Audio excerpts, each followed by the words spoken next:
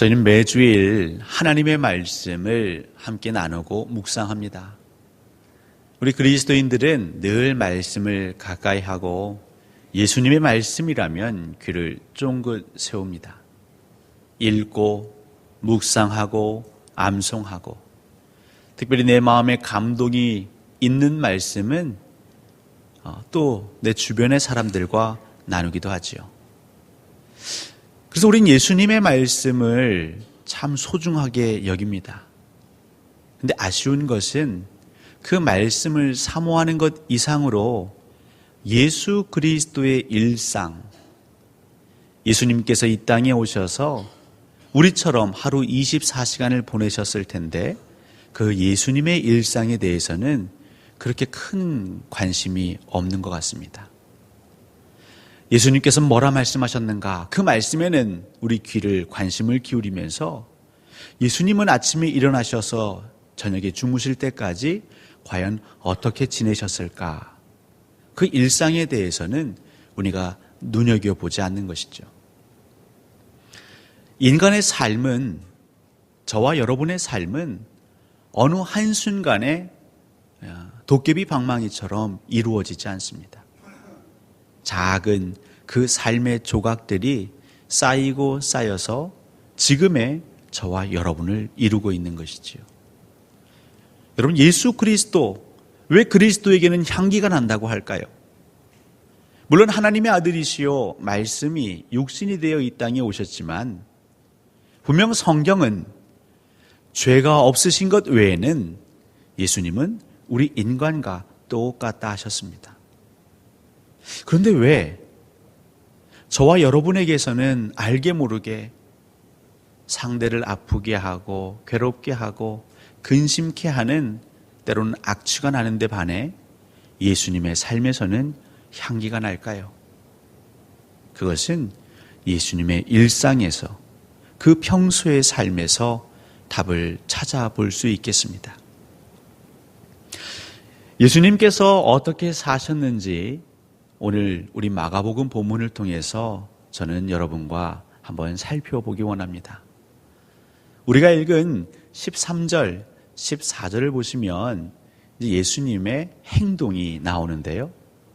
13절에서는 예수께서 다시 바닷가로 나가심에라고 되어 있고요.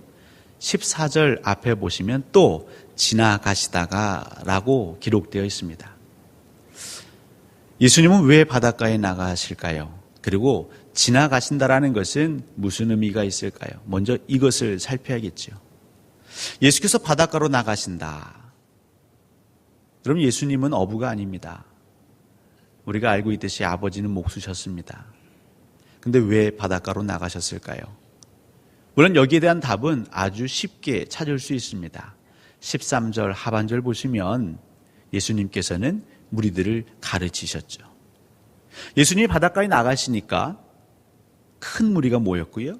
예수님은 그 무리들을 보시고 가르치셨습니다. 그러면 이것이 일회적인 것인가? 여러분이 마가복음 4장을 보시면 비슷한 내용이 또 언급되어 있습니다. 4장 1절 보시면 예수님께서 바닷가로 나가셔서 가르치셨습니다.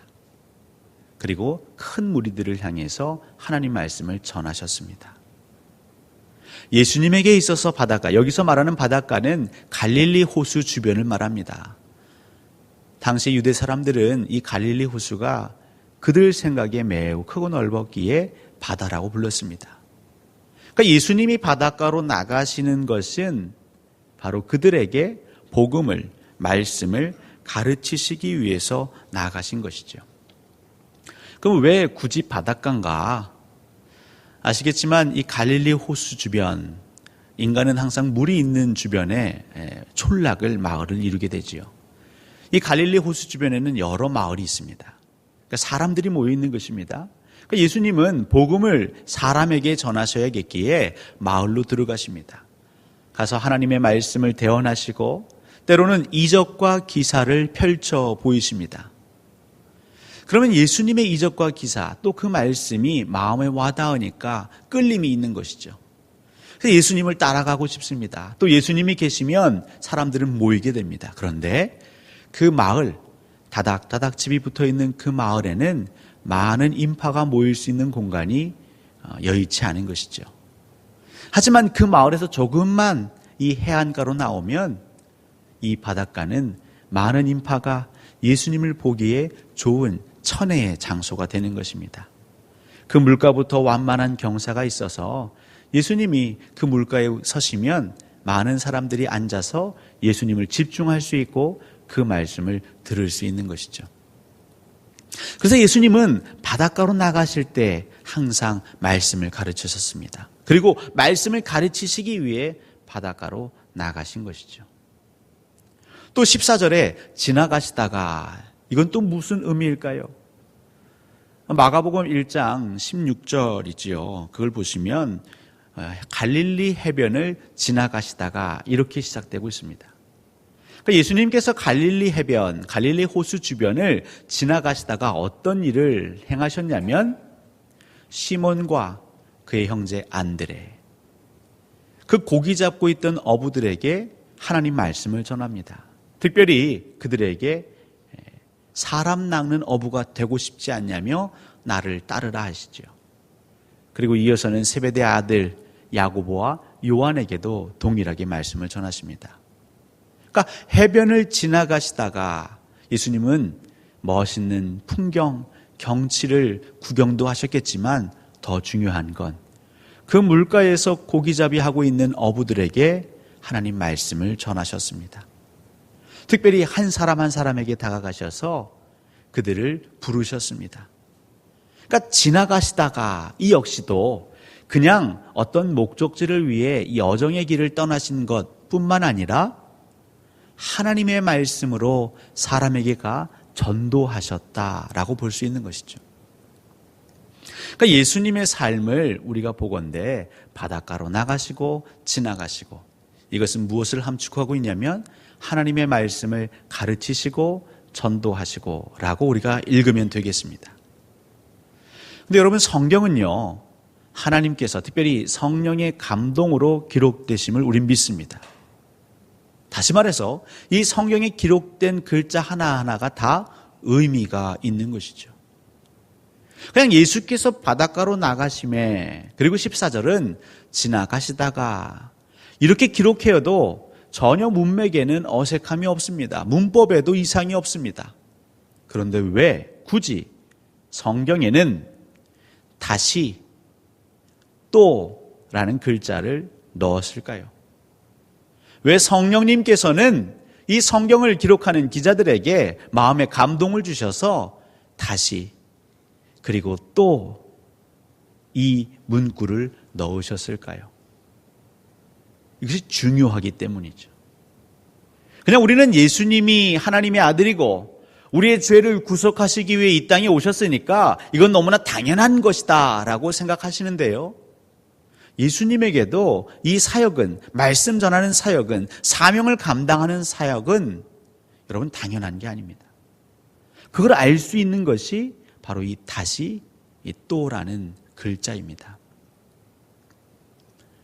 이 말씀을 묵상하면서 제 안에 어떤 깨달음이 있었냐면, 예수님도, 하나님의 아들이신 예수님도 말씀이 육신이 되어 이 땅 가운데에 사역하셨던 그 예수님도 어려움이 있으셨구나 라는 걸 알게 되었습니다.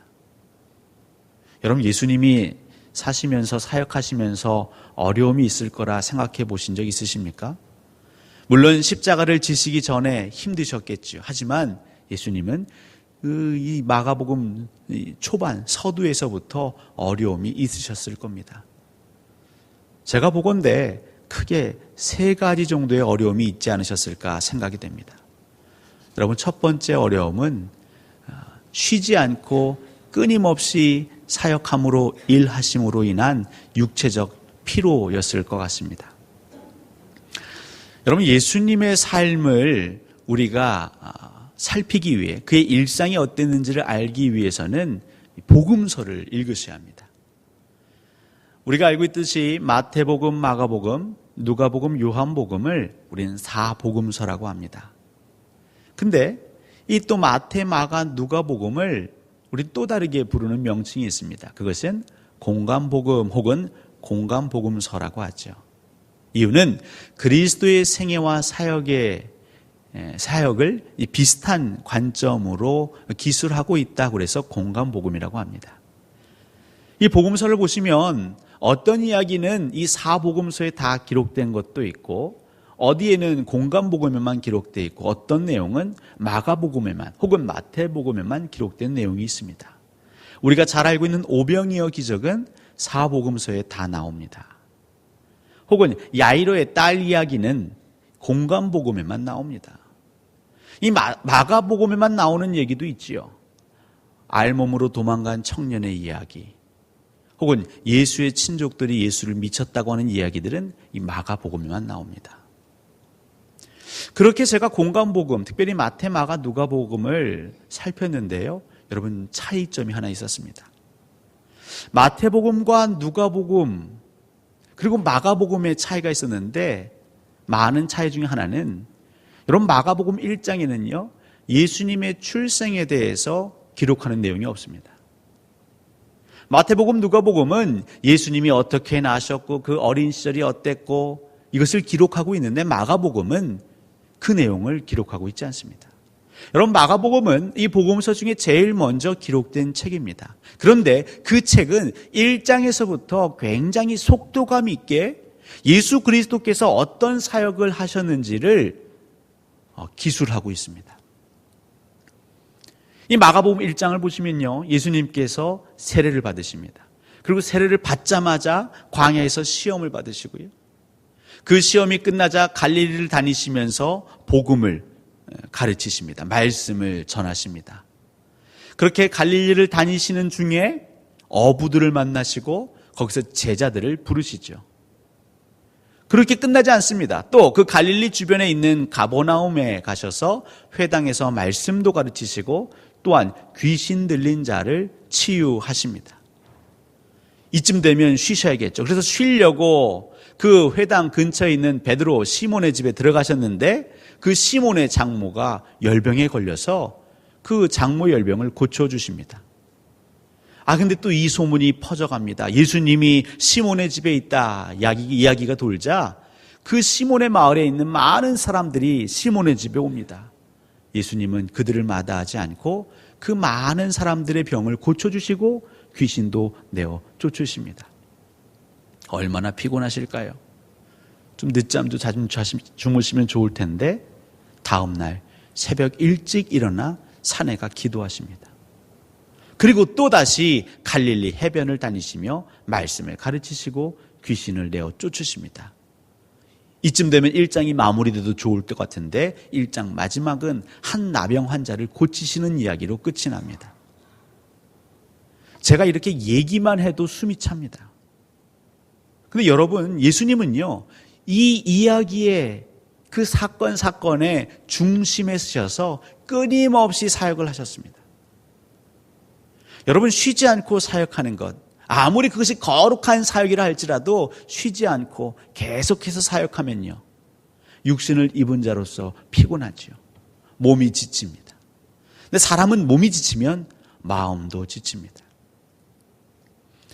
저를 걱정하는 많은 분들이 있습니다. 과연 저 젊은 목사가 목회를 잘할 수 있을까? 우리 광주 동산 교인들뿐만 아니라 제 지인들도 기도하며 걱정하시나 봅니다. 그래서 가끔 통화를 하게 되면 임 목사 초반부터 너무 열심히 달리지 말게. 목회는 마라톤 같은 거야. 심지어 제가 존경하는 원로 목사님 한 분도 항상 그 얘기를 하십니다. 천천히 제 풀에 지치면 안 되니까 너무 의욕적으로 너무 인간의 마음으로 많은 일들을 벌리려 하지 말라고 그렇게 쉬엄쉬엄 가라고 조언해 주십니다.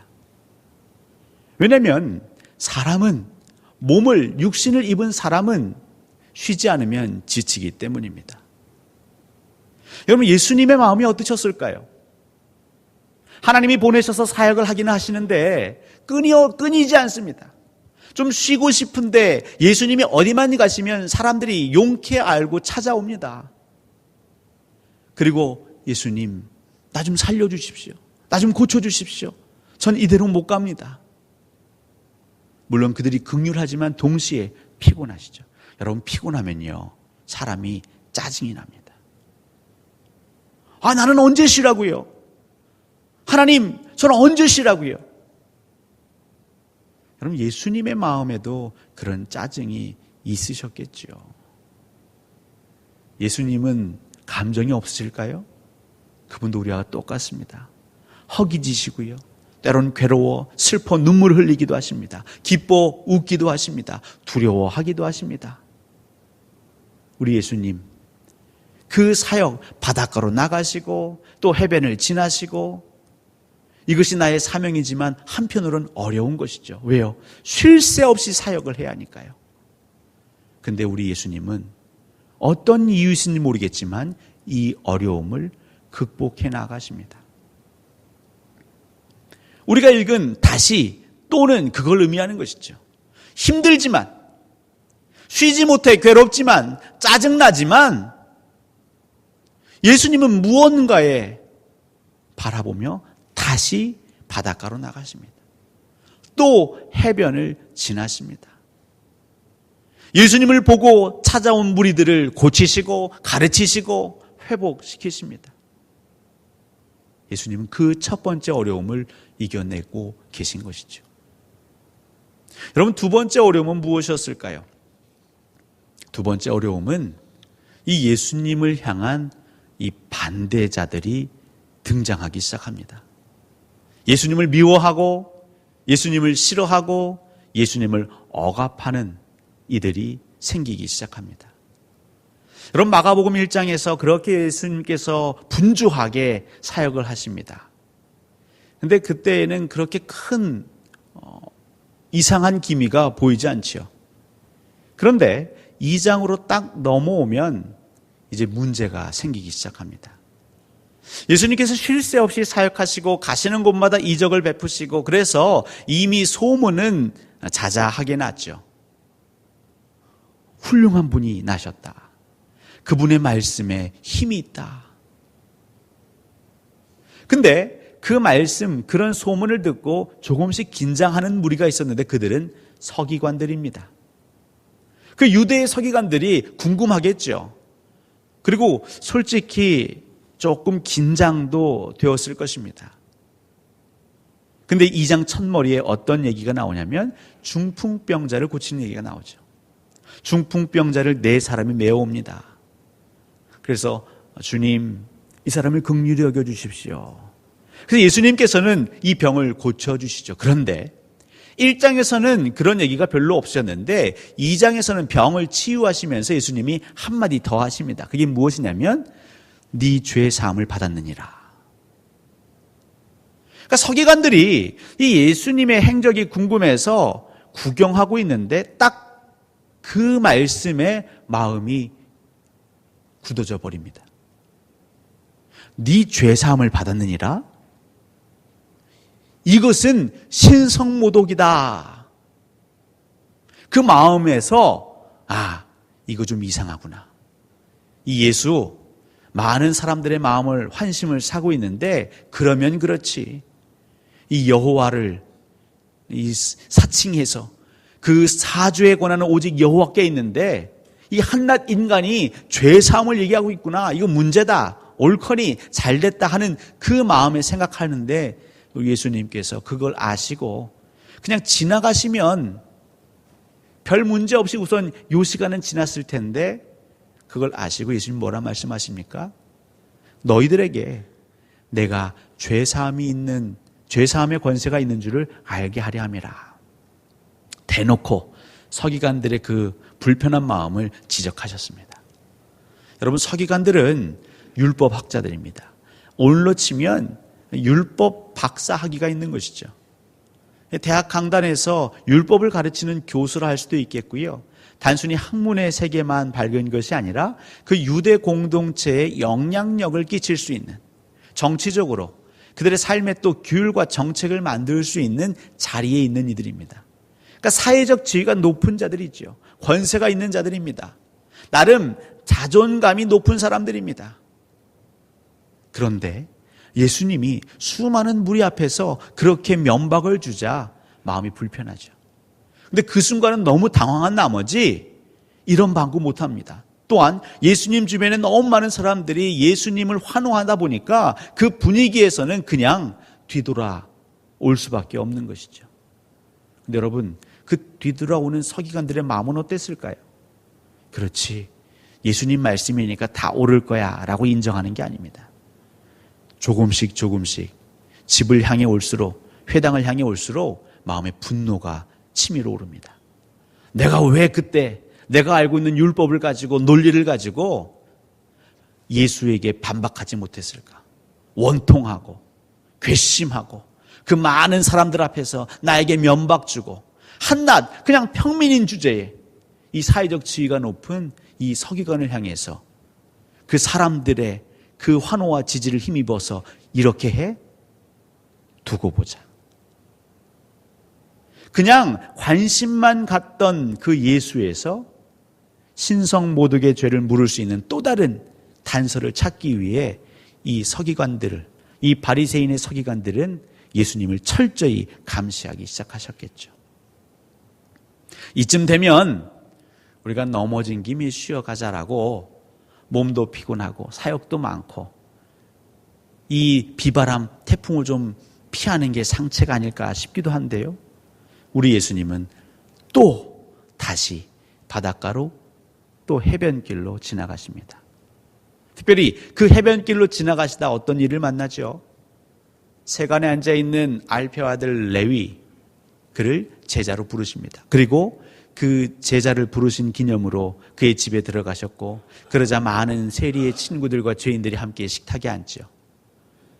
서기관들은 옳거니 잘됐다 그러면서 예수 그리스도에게 이제 정식적으로 문제 제기를 합니다. 죄인들과 함께 어울리는 것이 정당하냐? 하나님의 영광, 하나님의 율법, 하나님은 거룩, 정결을 말씀하시는데 죄인들과 함께 어울리는 것이 정당하냐? 가시 있는, 그리고 정말 도끼가, 살기가 서려 있는 도전을 하는 것이죠. 여러분, 예수님의 그 거룩한 사역에 늘 평탄 시온의 대로만 열린 게 아닙니다. 예수님은 늘 하나님의 영광을 구하려고 사역을 했는데 웬걸요? 생각하지도 못한 자리에서 반대자들이 생겼습니다. 예수님을 미워하고 음모하고 죽이려 하고 해하려 하고. 그런데 예수님은 그 어려움에도 불구하고 다시 바닷가로 가십니다. 또 해변길을 지나십니다. 그리고 그에게 주어진 사명, 말씀을 전하시고 복음을 증거하시고 병든 자를 낫게 하십니다. 여러분, 이것으로 끝나지 않습니다. 또 다른 어려움이 있습니다. 마지막 어려움일 수 있겠는데 그것은 어떤 어려움일까요? 예수님이 이토록 육체의 피로도 극복해가며 짜증도 극복해가며 또 나를 반대하는 사람들의 그 말도 안 되는 그 음모에도 불구하고 사역을 하시는데 더 큰 어려움은 무엇이냐면 이 사역의 성과, 사역의 열매가 생각처럼 잘 열리지가 않는 것이죠. 여러분들은 누구에게 설교를 듣고 싶으십니까? 여러분들 생각에 누가 이 시대의 최고의 설교자라고 생각되십니까? 사실 센스 있는 분들 이쯤에서 광주 동산교회 임두환 목사라고 해주시면 좋을 텐데, 네, 물론 그건 제 착각이지만 이 복음서 당대에 지금 이 갈릴리 해변가에 있는 사람들은요, 사실 수지 맞은 거죠. 예수님께 직접 말씀을 듣고 있습니다. 예수님께 직접 그 말씀을 배우고 있습니다. 오늘로 치면 예수 그리스도께서 지금 이 자리에 오셔서 우리에게 하나님 말씀을 증거하시는 것이죠. 별로 기대도 안 되시고 감흥도 없으십니까? 여러분, 예수님이 직접 오신다는데, 여러분, 예수님의 말씀 증거에는 신비함이 있었죠. 그 마가복음 1장에서 예수님이 가버나움 회당에 들어가서 율법을 가르치실 때 그 사람들의 반응 기억하십니까? 이 말씀을 가르치심이 권위자와 같더라. 그리고 다른 서기관들과는 달랐다라고 표현하고 있습니다. 예수님 말씀 전하실 때에 재미도 있습니다. 해학도 있습니다. 감동도 있습니다. 무엇보다는 능력이 느껴지는 것이죠. 사실 이 목회자가 참 힘들 때가 언제냐면 이제 예배 시간에 설교를 할 때 이제 성도들이 이제 힘들어서 피곤해서 꾸벅꾸벅 졸 때입니다. 그건 여러분들의 잘못이 아니라 저의 잘못인 것이죠. 그래서 안 되는 제스처도 좀 해보려고 하고 안 되는 유머도 좀 써보려고 하고 그렇게 힘들게 말씀 사역을 10년, 20년 하는데 그렇게 함께 신앙생활을 오랫동안 했는데 그 성도들이 그들의 삶의 자리 가운데에서 한순간 어려움을 당해서 신앙을 버리고 때로는 하나님을 버리고 돌아설 때 목회자들은 마음이 매우 어렵다라고 합니다. 예수님이 정말 마음이 어려우신 건 무엇이냐면 그렇게 많은 어려움들을 개의치 아니하시고 한결같이 사역을 하시는데 근데 문제는요. 이 말씀의 감동이 제자들을 뿐만 아니라 그 모여있는 수많은 무리들에게 있어서 오래 가지 않은 것이죠. 우리는 알고 있습니다. 예수님께서 예루살렘에 입성하셔서 그 재판을 받으셨을 때에 예수님 주변에 누가 남아 있었습니까? 그 몇몇 여인들을 제외하고는 심지어 3년 동고동락했던 제자들을 포함해서 다 그 곁을 떠났습니다. 심지어는 예수님을 비난하고 침뱉었습니다.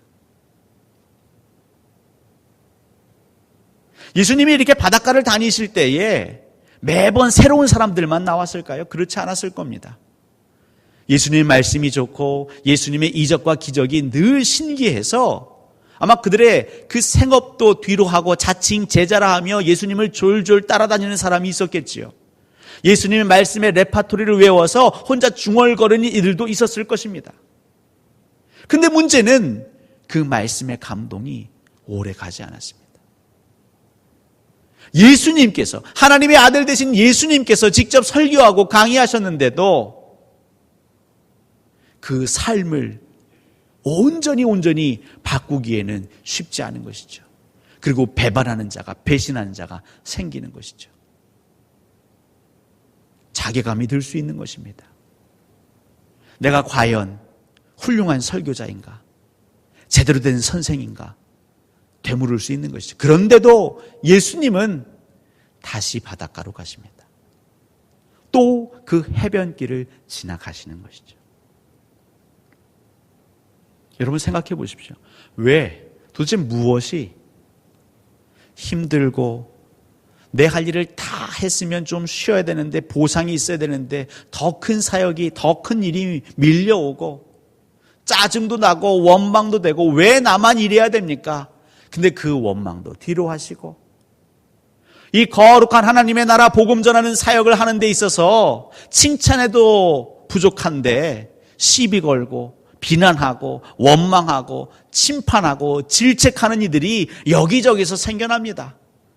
그런데도 예수님은 다시 바닷가로 개의치 아니하시고 사명의 자리로 나가시는 것이죠. 뿐이겠습니까? 그렇게 사역을 하시면 이에 합당한 열매들이 좀 열려야 보람이 될 텐데 그 보람도 별로 없습니다. 그런데 왜 예수님은 변함없이 다시 그리고 또 다시 그 사역의 자리, 하나님 부르신 자리로 가셨을까요? 오늘 17절 말씀입니다. 여러분 17절 말씀 우리 한번 같이 읽어보실까요? 시작.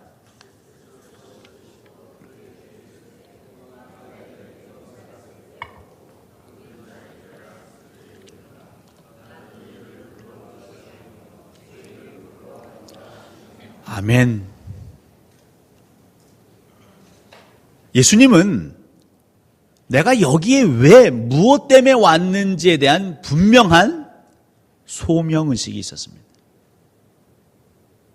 사랑하는 성도 여러분, 그리스도에게는 예수 그리스도에게는 분명한 소명의식이 있었기 때문에 그 숱한 어려움을 극복하고 그 숱한 방해와 괴로움 그것들을 이겨내고 하나님의 사역을 할 수 있었습니다. 예수님의 일상이 그렇게 결코 만만치 않습니다. 늘 좋은 일만 있었던 게 아닙니다. 오히려 우리보다 더 힘드셨을지도 모르겠습니다. 그럼에도 불구하고 예수님이 어떻게 그 길을 가셨냐면 이 분명한 소명의식이 있었기 때문이죠. 사랑하는 성도 여러분, 저와 여러분에게 필요한 게 무엇일까요? 이 마지막 때에, 이 혼탁한 때에 교회를 세워가고 그리스도인으로서 예수 닮기를 소원하는 세례교인으로서 우리에게 필요한 게 무엇일까요? 여러분, 소명의식입니다. 내가 왜 왔는가? 무엇 때문에 왔는가? 예수님은 뭐라 말씀하십니까? 건강한 사람에게는 의사가 쓸데없다. 오히려 병든 자에게라야 쓸데있다. 의인을 부르러 온 것이 아니라 죄인을 부르러 왔다. 예수님의 눈에는 지금 무엇이 보이고 있냐면요, 죄인이 보이는 것이죠. 병든 자가 보이는 것입니다. 그럼 병든 자를 보며 무엇하라 하나님이 보내셨습니까? 그들을 고치라고 보내신 거거든요.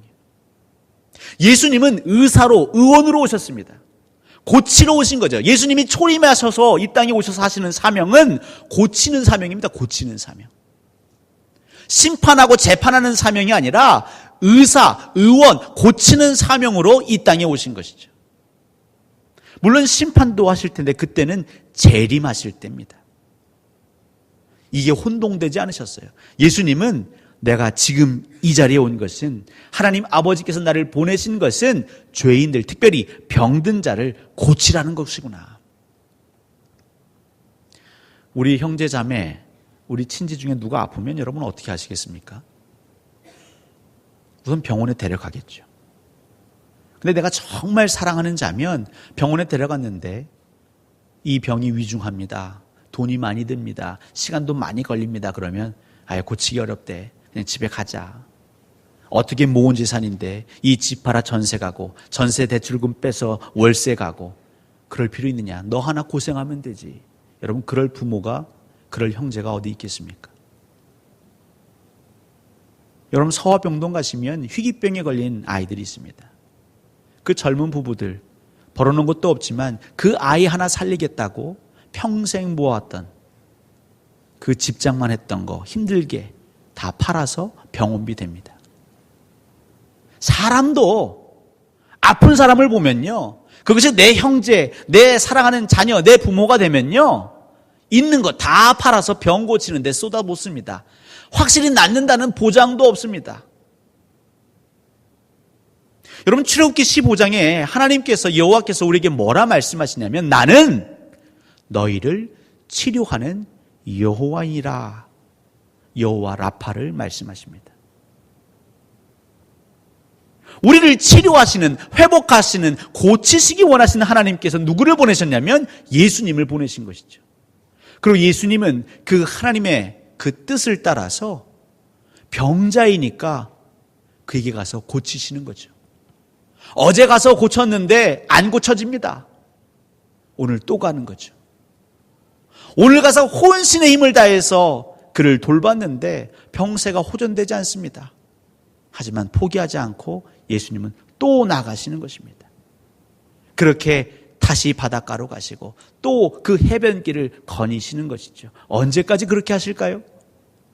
그 병자가 고쳐질 때까지 예수님은 그 사역을 감당하시는 것이죠. 몸이 힘들고 짜증나지만 그래도 눈앞에 병자가 보일 때마다 예수님 마음에는 긍휼함이, 나는 아프지 않잖아. 나는 그래도 건강하잖아. 힘들고 짜증나고 괴롭지만 저 병자만 하겠는가? 몸이 병들고 마음이 병들고 심령이 병든 자, 예수님은 늘 기도하는 가운데 하나님 그 마음을 주셨습니다. 긍휼의 마음을 주신 것이죠. 그리고 그 소명의식을 주신 것입니다. 사랑하는 성도 여러분, 우리는 교회 와서 무엇을 해야 할까요? 그리스도인들은 우리의 삶의 자리에서 무엇을 해야 할까요? 여러분들이 예수쟁이로 살아가는데 어려움이 있습니다. 어려움이 없지 않지요. 세상이 여러분을 미워할 것입니다. 사명 때문에 봉사하는데 그 봉사의 짐이 가면 갈수록 무거워질 것입니다.